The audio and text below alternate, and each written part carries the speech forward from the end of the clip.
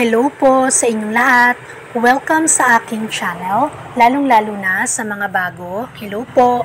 Sa video ko ngayon guys ay pag-uusapan natin ang tungkol sa passport bio page. So ano nga ba itong tinatawag na passport bio page? So usually naririnig natin ito kapag nag-a-apply tayo ng work abroad.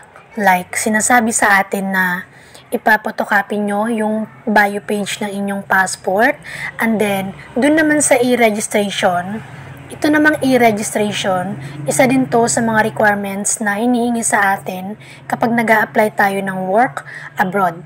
So doon sa e-registration, kailangan nating i-attach doon yung bio page ng ating passport, at doon yan makikita sa dashboard ng ating e-registration. So from the word itself, passport bio page, passport, and then yung bio data or yung ating mga personal informations, and then page. So yung page kung saan andon yung ating personal informations. So ayun, yun yung tinatawag na passport bio page. So ito yung ating passport. Then yung first page ng ating passport ay ganito. May nakalagay din dyan na page. Then, yung second page ng ating passport is ito na. So, ito na yung ating tinatawag na passport bio page.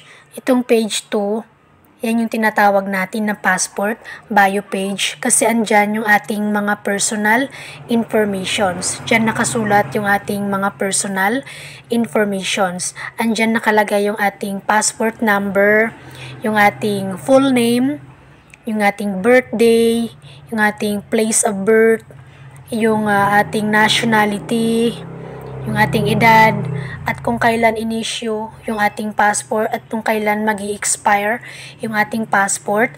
So 10 years nang guys yung expiration ng ating passport ngayon. Then kung saang DFA site kayo nagpa-appoint, ayan, nakalagay din dyan. Then yung inyong picture, yan yung pinicturean kayo sa araw ng inyong appointment sa DFA. So, yung page 2, yan yung tinatawag natin na passport bio page. Pero, kapag sinabi sa inyo na ipapotocopy nyo yung bio page ng inyong passport, of course, isasama nyo itong page 3. Kasi, mahirap naman kung yung page 2 lang yung photocopy nyo, masasama din naman itong page 3. So, kapag pinapotocopy yung bio page ng inyong passport, isama nyo yung page 3 kasi andyan yung inyong pirma para complete package sila. Kasi andyan yung pirma sa page 3. Hindi siya nasama dito sa page 2. Make sure guys na bago nyo ipapotocopy yung inyong passport bio page, make sure na napirmahan nyo muna dito. Then kapag napirmahan na yan, ready to print na siya. Itong page 2 at page 3. Parang ganito siya guys, ganyan. So ito, pinaprint ko siya in a colored. So colored to na pagpapaprint ko. Then ito naman yung black and white. Of course, mas mahal yung colored kesa sa black and white. I think 6 to, at saka ito namang black and white, 3 pesos. Ayan.